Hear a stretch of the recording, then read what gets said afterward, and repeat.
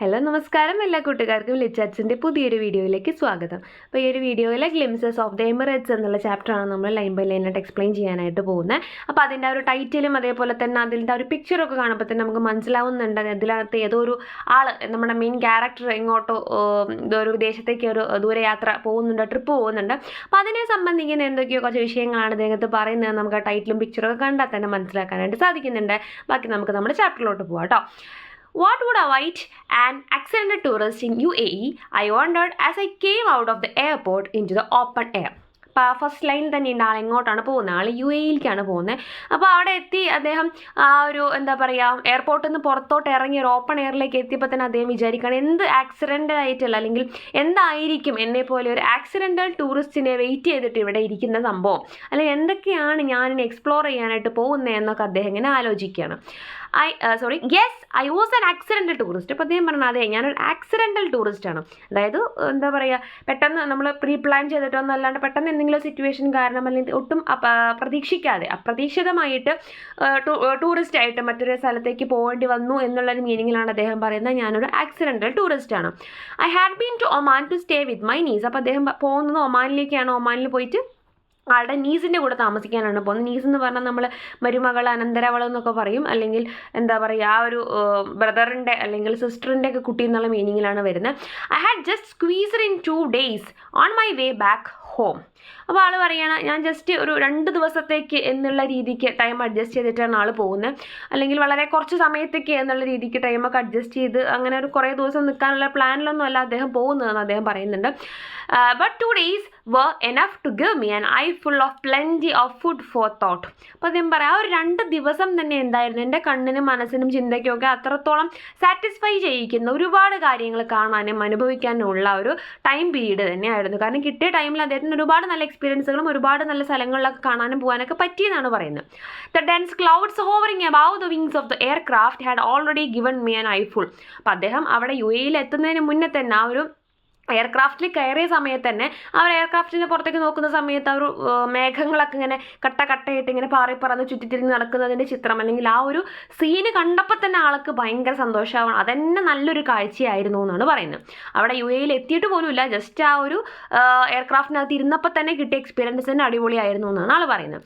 And the desert which seemed to stretch endlessly was a spectacle too. പിന്നെ വേറൊരു മനോഹരമായ അല്ലെങ്കിൽ അതിശയിപ്പിക്കുന്ന കാഴ്ച എന്ന് പറയുന്നത് അങ്ങനെ പരന്ന് കിടക്കുന്ന ഒരു ഡെസേർട്ടാണ്. മരുഭൂമി. ഇങ്ങനെ നമ്മുടെ നാട്ടിലൊന്നും അങ്ങനെ മരുഭൂമി കാണില്ലല്ലോ നമ്മൾ. അപ്പോൾ അവിടെ പോകുമ്പോൾ മരുഭൂമി കാണുമെന്ന് പറയുന്നത് അതും ഒരു പുതിയൊരു എക്സ്പീരിയൻസ് ആണ്. അപ്പോൾ അതും എന്നെ സംബന്ധിച്ച് വലിയൊരു കാഴ്ച തന്നെയായിരുന്നു. The long drive in my friend Ashokan's car from Ras al Khaimah to Abu Dhabi was a memorable experience. ഇപ്പോൾ റാസൽ ഖൈമയിൽ നിന്ന് അബുദാബി വരെ പോയ അല്ലെങ്കിൽ അദ്ദേഹത്തിൻ്റെ ഫ്രണ്ടിൻ്റെ പേരാണ് അശോകൻ്റെ കാറിലാണ് യാത്ര ചെയ്തിരുന്നത്. അതും ഒരു അടിപൊളി അല്ലെങ്കിൽ ഓർത്തിരിക്കത്തക്ക വണ്ണം നല്ലൊരു എക്സ്പീരിയൻസ് തന്നെയായിരുന്നു, അനുഭവം തന്നെയായിരുന്നു. We never got tired of stopping and venturing out into the beach. ഒരിക്കലും ബീച്ചിൽ പോകുന്നു അല്ലെങ്കിൽ ഇങ്ങനെ കറങ്ങുന്നതോ ഒന്നും ഞങ്ങൾക്കൊരു മടിയായിട്ട് തോന്നിയതേ ഇല്ല, അത്രയും നല്ല എക്സ്പീരിയൻസ് ആയിരുന്നു.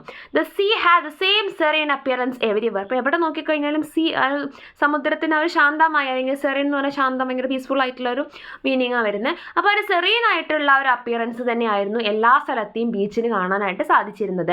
One feels a kind of heavenly bliss at these quiet beaches. അപ്പോൾ അവിടെ ഭയങ്കര എന്താ പറയുക നിശബ്ദമായിരുന്നു, ശാന്തമായിരുന്നു, ഭയങ്കര പീസ് ഓഫ് മൈൻഡ് നമുക്ക് തരുന്ന ബീച്ചുകളായിരുന്നു. അവിടെ പോകുമ്പോൾ എന്താ ഭയങ്കര സ്വർഗീയമായ ഒരു സന്തോഷം അല്ലെങ്കിൽ ഒരു അനുഭൂതി നമുക്ക് കിട്ടുന്ന അത്രയും നല്ല ഹാപ്പിനെസ് കിട്ടുന്ന ബീച്ചസ് ആയിരുന്നു. അല്ലെങ്കിൽ അവിടുത്തെ ആ ഒരു ക്വയറ്റ്നെസ്സും ശാന്തതയും ഒക്കെ അത്രയും മനോഹരമായിരുന്നു എന്നാണ് അദ്ദേഹം പറയുന്നത്. At Sweihan in Abu Dhabi I caught sight of something unexpected. അങ്ങനെ അബുദാബിയിൽ പോയ സമയത്ത് അദ്ദേഹം വളരെ അപ്രതീക്ഷിതമായ എന്തോ കണ്ടു എന്ന് പറയുന്നുണ്ട്. It was entrance to the Noor Abu Dhabi solar power plant. അപ്പോൾ അവിടുത്തെ നൂർ അബുദാബി സോളാർ പവർ പ്ലാന്റിൽ പോയ അല്ലെങ്കിൽ അത് കണ്ടതിൻ്റെ ഒരു എക്സ്പീരിയൻസിനെ കുറിച്ച് അവിടുത്തെ പവർ പ്ലാന്റിനെ കുറിച്ചാണ് ഇനി അദ്ദേഹം പറയുന്നത്. It is the largest single site solar power plant in the world. ലോകത്തിലെ തന്നെ ഏറ്റവും വലിയ single site solar power plant ആയിരുന്നു. Producing a stupendous 1.2 gigawatts of power. അപ്പോൾ 1.2 gigawatts ഓഫ് പവർ അത്രയും എന്താ പറയുക പവർ പ്രൊഡ്യൂസ് ചെയ്യുന്ന ഒരു സോളാർ പവർ പ്ലാന്റ് ആയിരുന്നു അദ്ദേഹത്തിന് കാണാൻ സാധിച്ചത്. Of course tourist are not allowed inside. തീർച്ചയായിട്ടും അകത്തേക്ക് ടൂറിസ്റ്റുകൾക്ക് പ്രവേശിക്കാൻ പാടില്ലായിരുന്നു. I had to satisfy myself with the magnificent photographs of the power plant on the internet. അപ്പോൾ അദ്ദേഹത്തിന് അതിൻ്റെ അകം കാണണമെന്നുള്ള അദ്ദേഹത്തിൻ്റെ ആഗ്രഹത്തിന് അദ്ദേഹത്തിന് പിടിച്ചു നിർത്താൻ പറ്റിയത് എന്തുകൊണ്ട് മാത്രമാണ്? നെറ്റിലൊക്കെ നോക്കിയിട്ട് അതിനകത്തെ ഫോട്ടോസ് കണ്ടിട്ട് മാത്രമാണ്, അല്ലാതെ അദ്ദേഹത്തിന് അതിനകത്ത് പോയിട്ട് കാണാനായിട്ട് സാധിച്ചില്ല. The plant has an amazing 3.2 million solar panels. 3.2 million solar panels അതിനകത്തുണ്ടായിരുന്നു. I wish tourist were given an aerial view of the plant. അപ്പോൾ അദ്ദേഹത്തിന് തോന്നുന്നുണ്ട് ഇങ്ങനെ ഒരു ആകാശ വ്യൂ എങ്കിലും ടൂറിസ്റ്റുകൾക്ക് അല്ലെങ്കിൽ മുകളിൽ കൂടെ ഇങ്ങനെ സഞ്ചരിച്ചിട്ട് കാണാൻ പാകത്തിനെങ്കിലും ഒരു വ്യൂ കൊടുക്കാമായിരുന്നു. കാരണം അത്രയും വിശാലമായ അത്രയും ഒരു ഭയങ്കര സംഭവമായിട്ട് നമുക്ക് തോന്നിക്കുന്ന ഒരു കാര്യമാണ്. അതിനൊന്നും ഉള്ളിൽ പോയി കാണാൻ പറ്റുന്നില്ല എന്ന് പറഞ്ഞാൽ നമുക്ക് നല്ല വിഷമമുള്ളൊരു കാര്യമാണ്. അപ്പോൾ ജസ്റ്റ് ഒരു ആകാശ കൂടെ പോയിട്ടെങ്കിലും അങ്ങനെ ഒരു വ്യൂ കാണിക്കാൻ പറ്റുന്ന രീതിയിലൊരു സജ്ജീകരണം ചെയ്യാമായിരുന്നു എന്ന് അദ്ദേഹത്തിന് തോന്നുകയാണ്. I was able to view the imposing Burj Khalifa, the tallest building in the world. അപ്പോൾ ലോകത്തിലെ ഏറ്റവും ടോളസ്റ്റ് ആയിട്ടുള്ള ഏറ്റവും ഉയരം കൂടിയ ബിൽഡിംഗ് ആയിട്ടുള്ള ബുർജ് ഖലീഫയിലും അദ്ദേഹത്തിന് പോകാൻ അല്ലെങ്കിൽ അതും കാണാനായിട്ട് അദ്ദേഹത്തിന് സാധിച്ചു. Climbing it all the way up would take you to the top of the world. അപ്പോൾ അതിൻ്റെ ബുർജ് ഖലീഫയുടെ ഏറ്റവും ടോപ്പിൽ എത്തുക എന്ന് പറയുന്നത് നമ്മൾ ലോകത്തിന് തന്നെ ഏറ്റവും നെറുകയിൽ എത്തുക എന്നുള്ളത് പോലെ ആയിരുന്നു. Of course I could not do it. പക്ഷേ എന്നെ കൊണ്ടൊന്നും അത് സാധിച്ചില്ല. A boat ride at Bur Dubai late in the evening was a fascinating experience. അപ്പോൾ ബുർദുബായിൽ പോയിട്ട് അവിടുത്തെ ഒരു ബോട്ട് റൈഡ് എന്ന് പറയുന്നത് ഭയങ്കര അടിപൊളിയായിട്ടുള്ളൊരു എക്സ്പീരിയൻസ് ആയിരുന്നു. The dazzling lights and the reflections on the creek give you A feeling of being out of the world. അപ്പോൾ അവിടുത്തെ ആ ഒരു കണ്ണഞ്ചിപ്പിക്കുന്ന തരത്തിലുള്ള വെളിച്ചവും അതിൻ്റെ റിഫ്ലക്ഷൻസ് ഒക്കെ നമ്മൾ ഈ ലോകത്തിൻ്റെയും പുറത്ത് വേറെ ഏതോ ഒരു ഗ്രഹത്തിലാണ് എന്നുള്ള രീതിക്ക് ഒരു ഫീലിംഗ് നമുക്ക് തരുന്നുണ്ടായിരുന്നു. It was only matched by a ride on the metro from Al Nahda to stadium. അപ്പോൾ അതിൻ്റെ ഒരു ഭംഗിയും കാര്യങ്ങളും ആസ്വദിക്കണം എന്നുണ്ടെങ്കിൽ ആ ഒരു അൽ നഹ്ദ മുതൽ സ്റ്റേഡിയം വരെയുള്ള ഒരു യാത്ര പോയാൽ തന്നെയാണ് നമുക്ക് ആ ഒരു വ്യൂ കറക്റ്റായിട്ട് കിട്ടുള്ളൂ. Watching the landscape from A train is always entertaining. ഇപ്പോൾ ട്രെയിനിൽ ആ ഒരു എന്താ പറയുക ലാൻഡ്സ്കേപ്പ് അല്ലാതെ തന്നെ ആ ഒരു ഭൂപ്രകൃതി അല്ലെങ്കിൽ ഭൂമിയുടെ ആ ഭംഗിയൊക്കെ കാണുക എന്ന് പറയുന്നത് തന്നെ വളരെ എന്താ പറയുക എൻ്റർടൈനിങ് ആയിരുന്നു. But here was A landscape totally different from anything I had ever seen. ഞാനിതുവരെ കണ്ടിട്ടുള്ളതിൽ വെച്ച് ഏറ്റവും വളരെ വ്യത്യസ്തമായിട്ടുള്ളൊരു ഭൂപ്രകൃതിയായിരുന്നു UAE പോയ സമയത്ത് അദ്ദേഹത്തിന് കാണാനായിട്ട് സാധിച്ചത്. But nothing matched the Law Abu Dhabi Museum, a marvel by any standards. പക്ഷെ അതിൻ്റെ ഒക്കെയും അപ്പുറത്തേക്കായിരുന്നു ലോ അബുദാബി മ്യൂസിയത്തിൻ്റെ ഒരു എന്താ പറയുക വ്യൂ എന്ന് പറയുന്നത്. It houses some of the world's most fascinating archaeological remains. അപ്പോൾ അവിടെ ഭയങ്കര എന്താ പറയുക ഒരുപാട് പഴക്കം ചെന്നിട്ട് ഒരുപാട് പുരാതനമായിട്ടുള്ള ഒരുപാട് അവശേഷിപ്പുകളും കാര്യങ്ങളൊക്കെ അവിടെ മ്യൂസിയത്തിൽ സൂക്ഷിച്ചിട്ടുണ്ടായിരുന്നു. അതേപോലെ പെയിൻറ്റിങ്സുകൾ, സ്കൾപ്ചേഴ്സ്, അതേപോലത്തെ ഒരുപാട് ആർട്ടിഫാക്ട്സ് ആയിട്ട് ഒരുപാട് കല റിലേറ്റഡ് ആയിട്ടുള്ള അല്ലെങ്കിൽ ഒരുപാട് പുരാതനമായ കാര്യങ്ങൾ സൂക്ഷിച്ചിട്ടുള്ളൊരു മ്യൂസിയം ആയിരുന്നു Louvre Abu Dhabi museum. It carries the name of the famous Louvre museum in France on an agreement. ഫ്രാൻസിലത്തെ ലോ മ്യൂസിയത്തിൻ്റെ പേരാണ് അവർക്ക് കൊടുത്തിട്ടുള്ളത്.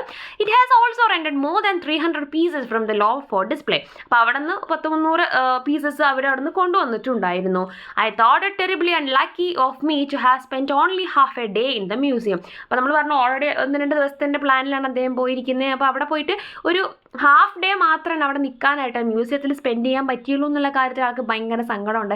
കാരണം അവിടെ ഒത്തിരി കാര്യങ്ങൾ കാണാനായിട്ടുണ്ടായിരുന്നു, അത് മുഴുവൻ കണ്ടു തീർക്കാൻ പറ്റിയില്ല. I would have love to spend at least a week. അപ്പോൾ അദ്ദേഹം തോന്നുകയാണ് 1-2 ദിവസം ഒന്നും അല്ല, ജസ്റ്റ് ഒരു വീക്കെങ്കിലും ഞാനിവിടെ നിൽക്കണമായിരുന്നു എന്ന് അദ്ദേഹത്തിന് തോന്നുകയാണ്. On boarding the flight to Calicut I wished I had more time for a visit like this. അപ്പോൾ ഇങ്ങനെ തിരിച്ചു വരുന്ന സമയത്ത് കാലിക്കറ്റിലേക്ക് കയറുന്ന സമയത്ത് അദ്ദേഹം വിചാരിച്ചിട്ടുണ്ടായിരുന്നു എനിക്ക് ഇതുപോലെയല്ല കുറച്ചും കൂടെ അധികം സമയം വേണമായിരുന്നു. അറ്റ്ലീസ്റ്റ് 2 weeks, അറ്റ്ലീസ്റ്റ് 2 ആഴ്ചയെങ്കിലും അവിടെ നിന്ന് നിൽക്കേണ്ടതായിരുന്നു. Another time I might get a chance again, you never know. അപ്പോൾ അടുത്ത തവണ ഇനി പോകുമ്പോൾ എനിക്ക് അങ്ങനെ ചാൻസ് കിട്ടുവാണെങ്കിൽ ഞാൻ തീർച്ചയായിട്ടും ഒരു 2 ആഴ്ചത്തോളം താമസിക്കുമായിരുന്നു. അപ്പോൾ അദ്ദേഹത്തിൻ്റെ ഒരു എക്സ്പീരിയൻസ് ആണ് പറയുന്നത്. എത്രത്തോളം മനോഹരമായിട്ടാണ് അദ്ദേഹം അത് വർണ്ണിച്ചിട്ടുള്ളത് എന്നൊക്കെ ഒന്ന് ശ്രദ്ധിക്കുക കേട്ടോ. താങ്ക്